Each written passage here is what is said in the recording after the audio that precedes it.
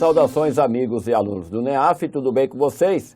Começando aqui com o professor Marcos, não é? Mais um Top Atualidades, que já está entrando aí na sua tela. O mural de notícias dessa semana, que vai de 5 a 11 de julho. Brasil defende adiar posse da Venezuela na presidência do Mercosul. Obama anuncia a redução do ritmo de retirada de tropas do Afeganistão. MPF investiga a existência de 10,8 mil alunos fantasmas em escolas de Mato Grosso. Brasil é o último em ranking de criação de emprego na OSDE e deputado Eduardo Cunha renuncia à presidência da Câmara. Uma vez lido o mural, a gente vai para aquela aulinha de destaque, que hoje traz aí um assunto curioso, não é? Essa questão da Venezuela vai ou não assumir a presidência do Mercosul, o Mercado Comum do Sul.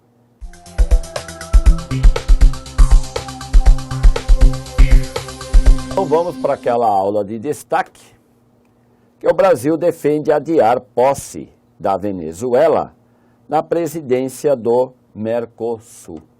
Então aí nós temos a seguinte situação: a cada 6 meses a presidência do Mercosul é trocada. Então no primeiro semestre agora de 2016 foi o Uruguai, ok? Mas, como reza aí a Constituição, né, do Mercosul, né, a lei aí, o Uruguai tem que passar para o próximo país, que, pela conta, seria a Venezuela, a presidência do Mercosul. E aí as coisas parece que não vão caminhar ou não estão caminhando muito bem. Por quê? Situação da Venezuela, como você já vem acompanhando aqui no Top Atualidades, não é nada boa. Mas o fato da Venezuela hoje ter esse problema político e econômico não impediria, claro, dela presidir o Mercosul. Então, por que o Brasil está trabalhando, o Brasil está trabalhando em silêncio para que a Venezuela não vá ir lá e pegue, como determina aí a regra, a presidência, por causa de uma negociação que está havendo com a União Europeia. E com a saída do Reino Unido, essa negociação fica mais palpável para o Brasil do senhor Michel Temer e não da presidente afastada Dilma Rousseff. Isso tem a ver sim, então cuidado aí, viu, candidato, você que me acompanha aqui. Isso tem a ver com a mudança da presidência aqui do Brasil. Então nós temos aí o presidente interino Michel Temer, que claro, tem um ministério bem diferente da Dilma Rousseff. É o caso do ministro do exterior, que é o José Serra, evidentemente fazendo oposição à Venezuela e querendo aproximar mais o Mercosul da União Europeia. Então, por isso, inclusive foi uma reportagem interessante do jornal Estado de São Paulo, o Brasil trabalha aí em silêncio para que a Venezuela não abocanhe a presidência, porque, é claro, ela vai atrapalhar essas negociações entre Mercosul e União Europeia. Então, eu vou pedir aqui para você vir um pouco a lousa comigo, rapidinho, porque aí, candidato, tem aí uma situação interessante.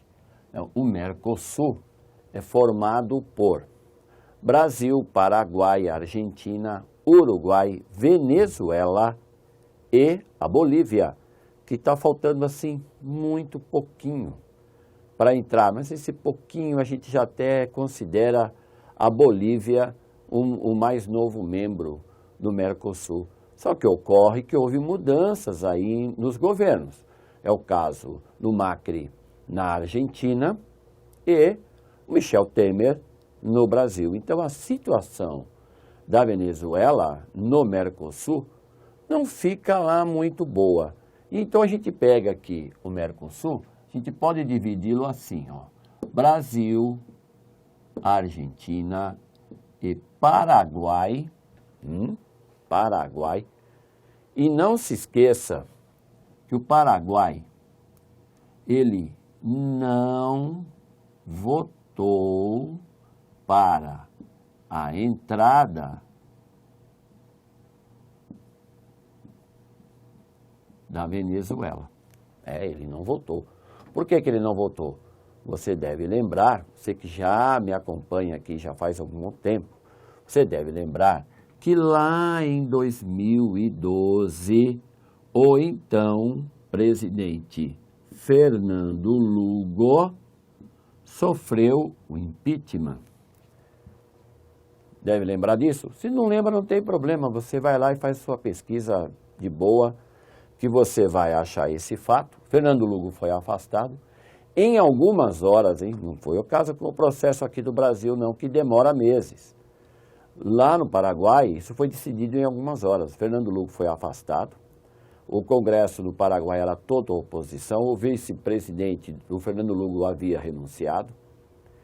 Então, o cara sofreu impeachment. O Brasil, a Argentina e o Uruguai resolveram suspender o Paraguai. E nessa suspensão, quem é que pulou dentro? A Venezuela. Então, você tem aqui do outro lado a Venezuela, o Uruguai e a Bolívia. Então, você que me acompanha também deve lembrar que eu falo de vez em quando sobre a tal onda vermelha, que já está aí, virou uma marolinha, né? Está virando uma marolinha porque está passando. Se a gente for olhar hoje o quadro político aqui dos países do Mercosul, nós vamos ter aqui a direita e aqui a esquerda. Sim, porque Venezuela, Uruguai e a Bolívia são governados por presidentes de partidos de esquerda. Enquanto que aqui, principalmente no caso do Paraguai, que até hoje reclama, então o Paraguai é o país que mais quer suspender a Venezuela atualmente do Mercosul por não atender a determinados itens políticos, por exemplo, a prisão não é, de políticos da oposição na Venezuela, dá ao governo paraguaio o direito de fazer essa reclamação. Nós devemos suspender a Venezuela do Mercosul. Então, você pega esses 3 países hoje, que já foram governados por presidentes de esquerda. Fernando Lugo, por exemplo, era de esquerda. E aí, esse é o quadro hoje que nós temos.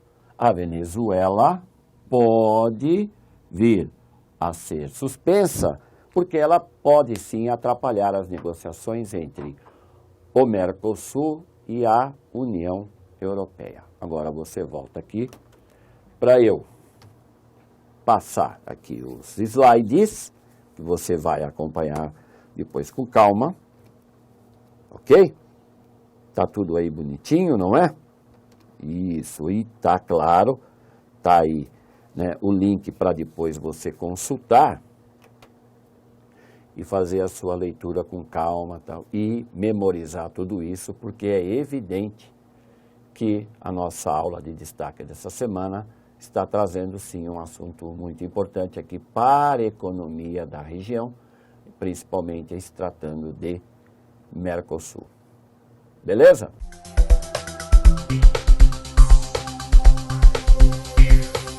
Então vamos lá, continuando o nosso top atualidades. Estados Unidos, segurança. Obama anuncia redução do ritmo da retirada de tropas do Afeganistão. Então aí, tá aí um embrolho, né? Tá aí uma pedra no sapato do presidente Barack Obama, que está indo para o finalzinho do seu último mandato, né? O segundo e último mandato. E o Afeganistão, promessa lá atrás, hein? Bem lá atrás, lá quando Obama ainda iria disputar o primeiro mandato, ele já havia prometido que tiraria as tropas do Afeganistão. Você não pode se esquecer que as tropas americanas estão no Afeganistão desde 2001, logo após o ataque de 11 de setembro, o então presidente George W. Bush ordenou a invasão do país, que já havia sido invadido lá nos anos 80 pela extinta União Soviética. Os caras já tinham feito um trabalho bacana, tinham destruído quase tudo, os americanos chegaram lá e destruíram o restante. O problema é que o Talibã, que foi desestruturado do governo do Afeganistão, ainda domina algumas regiões do país, né? Se espalhou pelo Paquistão. Não esquece também que o hoje morto, né, Osama Bin Laden, foi morto no Paquistão quando ele fugiu do Afeganistão. E o pior, né, a Al-Qaeda também andou dando uma visitinha lá no Afeganistão. Então, se não bastasse o Talibã, você também agora tem a Al-Qaeda presente lá. Então, só está faltando chegar o Estado Islâmico também. Aí fica todo mundo bacaninha, né? Mas o presidente Obama vai fazer uma redução de tropas do Afeganistão e vai passar a bola para o próximo presidente. Isso não tenha dúvida.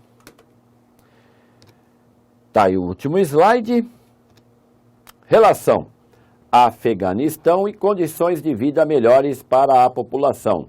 Sugestão de leitura: militares dos Estados Unidos continuam combatendo no Afeganistão. Brasil Educação. MPF investiga a existência de 10,8 mil alunos fantasmas em escolas do Mato Grosso. Então, algo muito natural no Brasil, essa história de fantasma, não é, de obras superfaturadas, isso tudo só vem a deixar a gente, principalmente a nós, somos da área de educação, um pouquinho mais de revolta. Então o governo federal tem que investigar isso mesmo, porque é claro que tem dinheiro aí descendo pelo ralo, não é? Então tá aí o outro slide. Relação: investigação de alunos fantasmas e irregularidades nas escolas de Mato Grosso. Sugestão de leitura: após alunos fantasmas, escolas de Mato Grosso podem ter biometria facial. Brasil Emprego. Brasil é o último em ranking de criação de empregos da OCDE. Então, em razão da crise econômica, o Brasil deve ter em 2016 o pior desempenho da criação de empregos na comparação com 43 países que são aí analisados, estudados pela Organização para a Cooperação e Desenvolvimento Econômico. Está aí o segundo slide. Relação: crise econômica no Brasil e desemprego. Sugestão de leitura: OCDE vê recessão mais forte no Brasil em 2016 e PIB negativo em 2017. Brasil Política. Deputado Eduardo Cunha renuncia à presidência da Câmara. Então, como a gente andou aí, né, lendo, inclusive, alguns comentários, tchau, querido, não é? Mas cuidado, hein? Não é bem assim o tchau, querido. Tem um tal de Rogério Rossô, hein? Rogério Rossô. Isso, é pupilo do ex-presidente da Câmara. Então, se você pensa que vai se livrar de Eduardo Cunha, não, tá? Rogério Rossô, do PSD do Distrito Federal, é um pupilo e é o candidato mais indicado a presidir a Câmara dos Deputados. E, é claro, a mãozinha aí do todo-poderoso, né, Eduardo Cunha, vai continuar a manipular o Congresso, porque, afinal de contas, parece que houve aí um acordo para que ele renunciasse. Ele queria garantias de que um pupilo seu fosse para a presidência, e tudo isso parece que vai se concretizar. Quarta-feira agora vai haver eleição. Aí o segundo slide. Relação: renúncia de Cunha à presidência da Câmara e processo de investigação no Conselho de Ética. Sugestão de leitura: relembre a trajetória de Eduardo Cunha na Câmara dos Deputados. Tá aí o link para você se divertir.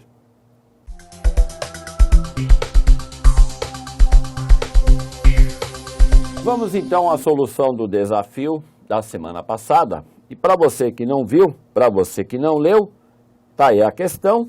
Eu espero que você considere aí como correta a alternativa D, D de dado.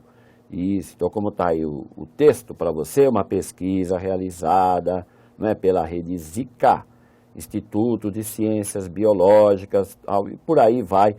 É um assunto que, inclusive, eu quero aproveitar, pois você lê com calma aí o restante do texto, que já foi registrado o primeiro caso de morte por Zika vírus nos Estados Unidos.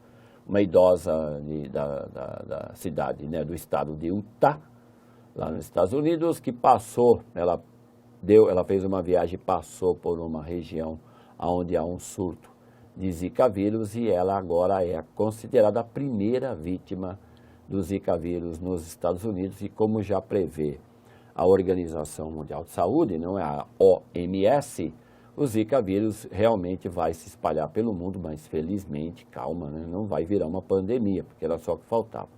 Mas esse caso é um caso que vale a pena também você pesquisar, que é dessa idosa que morreu no estado de Utah, nos Estados Unidos, por Zika vírus.